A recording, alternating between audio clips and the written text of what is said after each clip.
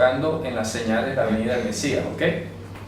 Entonces, ¿qué pasa? Que este séptimo sello que se va a mencionar acá no tiene como tal un hecho concreto como los demás, es como la apertura de esto que se va a decir a continuación.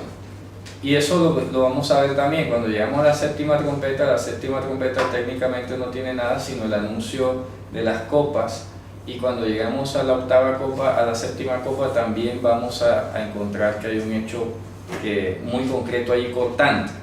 Ok, entonces aquí está diciendo: fue hecho un silencio en el cielo casi media hora, y vi los 7 ángeles que estaban delante de Dios, y le fueron dadas 7 trompetas. Ahora aquí la pregunta es: ¿de dónde podemos, digamos, amarrarnos para entender de dónde salen esos 7 ángeles?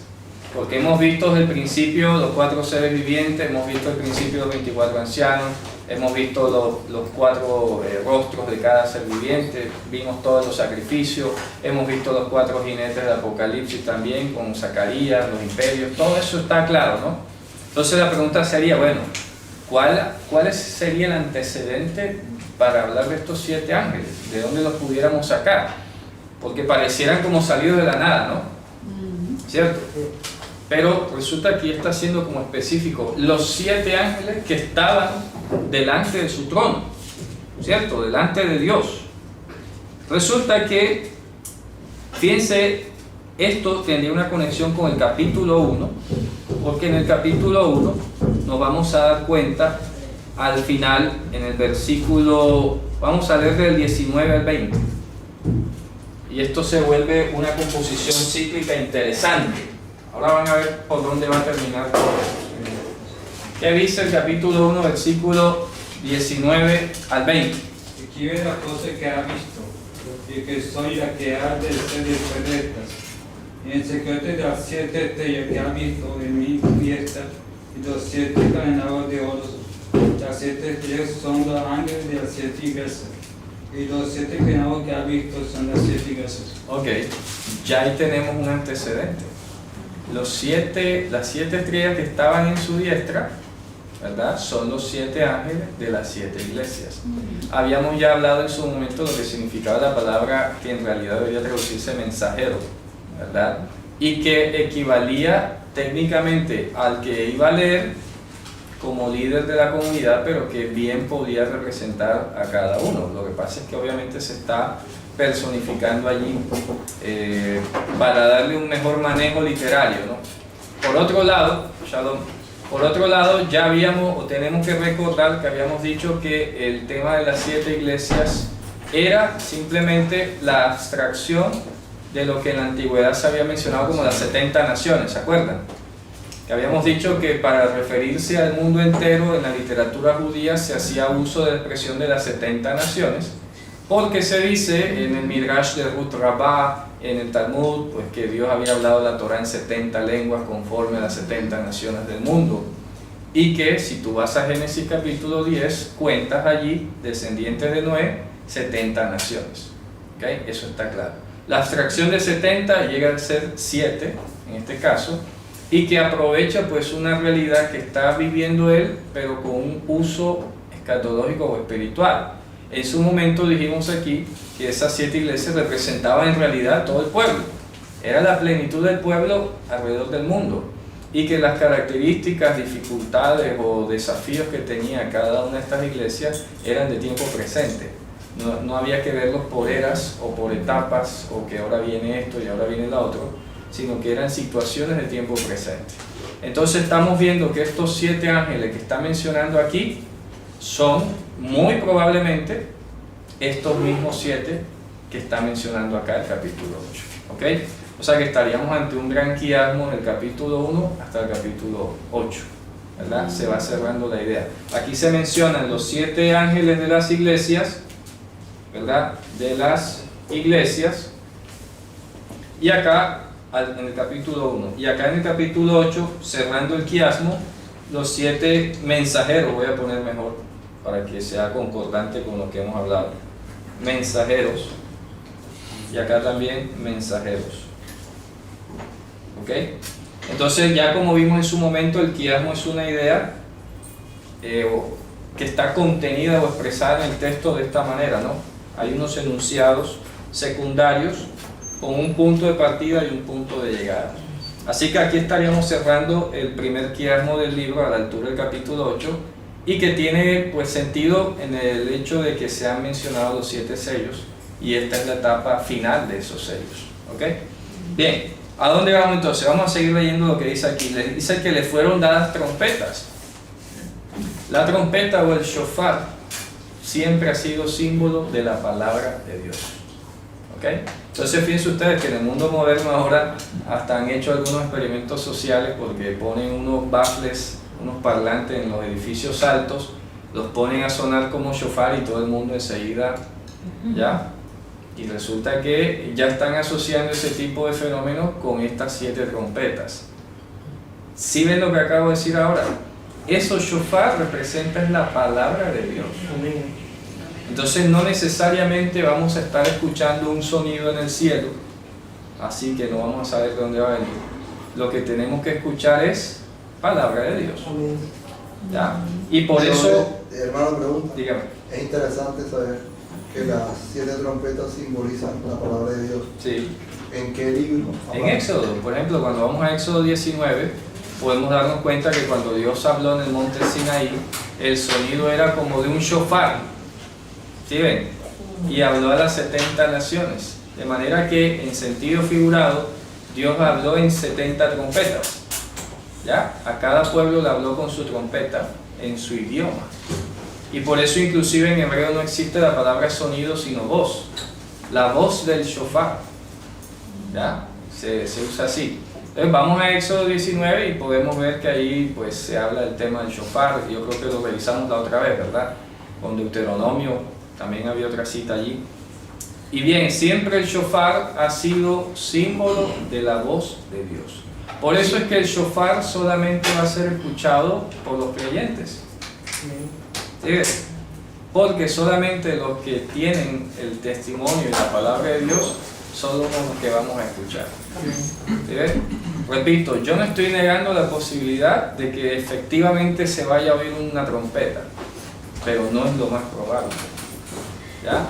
No debemos estar atentos a que eso ocurra como para decir, ya está sonando la primera trompeta, ya está sonando la segunda. ¿Cuál es la advertencia? Estas 7 trompetas, ¿qué es lo que están anunciando acá? Los 7 mensajes que se les dio a las 7 iglesias. Y por eso deberíamos recordar qué fue lo que se le dijo concretamente a cada una de esas iglesias simbólicas, ¿verdad? Por ejemplo, aquí dice, tengo contra ti que has dejado el primer amor, la primera iglesia, ¿verdad? Dice, el que tiene oído, oiga lo que el Espíritu dice a las iglesias. Luego dice, tengo contra ti la blasfemia de los que dicen ser judíos y no lo son, sino sinagoga de Satanás. Son las diferentes exhortaciones que cada mensajero va dándole a la iglesia. Eso, repito, tiene que ver muchísimo con estas 7 trompetas de lo que se está anunciando acá. Ahora bien, resulta que cuando vimos allá los 7 mensajes que se les dio a estas comunidades simbólicas que representan la totalidad del pueblo, no hay una especificidad acerca del castigo. Por ejemplo, aquí dice, bueno, yo traeré contra ti tal cosa, pero no especifica cómo va a ser. No da mayor detalle de cómo Dios iba a castigar o a llamar la atención de algunos. Aquí en alguna iglesia dice, dice aquí por ejemplo, en el 16, creo que es el 2.16 o 3.16, por tanto arrepiéntete, pues si no vendré a ti pronto y pelearé contra ellos con la espada en mi boca. Y nada más dice así unas cuestiones como muy generales. Ahora lo que vamos a ver aquí y lo que estamos planteando es que estas 7 trompetas o 7 voces de estos 7 mensajeros que están delante de Dios, lo que van a hacer aquí es especificar cuál sería la retribución o el tratamiento que Dios le va a dar a cada una de esas falencias que se expresaron acá. ¿Sí me hago entender? Por ejemplo, si aquí dice que otro ángel vino y se paró delante del altar teniendo un incensario de oro y le fue dado mucho incienso para que lo añadiese a las oraciones de todos los santos sobre el altar de oro que estaba delante del trono. fíjense que seguimos con el modelo del tabernáculo. Adentro, delante del arca del pacto, estaba el altar de la oración, que era un altar de oro. ¿Ok? Y solamente para el Yom Kippurim era que se usaba el incensario de oro, y el sacerdote, el sumo sacerdote, entraba con el incensario hacia el lugar santísimo. Ya, fíjense que son pistas, repito, específicas que están en la escritura. Eso no es cualquier cosa ni es en cualquier fecha. Tiene que ver con el día de la reconciliación, con el día del Señor. Esto que está hablando el capítulo 8. Porque en ningún otro día se usaba este incensario de oro. ¿Está claro eso? Entonces, ¿qué hemos dicho? ¿Qué hemos dicho que representa el Yom Kippurim? Es el día de la reconciliación del Señor. No es tanto el día del perdón como a veces se ha entendido, se ha propagado. Es el día de la reconciliación en el que vamos a ver quitada cualquier separación entre Dios y nosotros. ¿Ok? Entonces, ahora bien, lo que vamos a revisar que emite cada shofar o cada trompeta va a ser justo dirigido a cada uno de estos mensajes que se dieron anticipadamente. ¿Ok? Esa es la idea. ¿Sí está claro el planteamiento? Bien. Entonces, bueno, este ángel viene, este mensajero, repito, viene y pone el incienso y todo lo demás. Dice el verso 4, el humo del incienso subió de la mano del ángel delante de Dios con las oraciones de los santos. Y el ángel tomó el incensario y lo llenó de fuego del altar y lo echó en la tierra. Y fueron hechos truenos y voces, relámpagos y terremotos. ¿Se dan cuenta que eso lo mencionamos en la clase anterior? El terremoto que hubo tenía que ver mucho con el estremecimiento de los cielos y la tierra. Y hemos dicho, importante y tenerlo muy presente, que el fuego está simbolizando juicio. Entonces vemos que, como lo decía el Mesías, y lo dijo un momento, si tu enemigo te pide algo, dáselo, si tal, si te devuelve mal por bien, no hay problema, porque ascuas de fuego amontonarás sobre su cabeza. Y es ustedes, ¿no? Ascuas de fuego. Significa entonces que todas las oraciones que nosotros hacemos, que como decía el justo Lot, y esa figura viene precisamente de Lot, dice en la carta de Pedro, en la segunda carta de Pedro, que Lot afligía, se afligía y oraba por los habitantes de Sodoma. ¿Y qué fue lo que cayó sobre los habitantes de Sodoma? Fuego.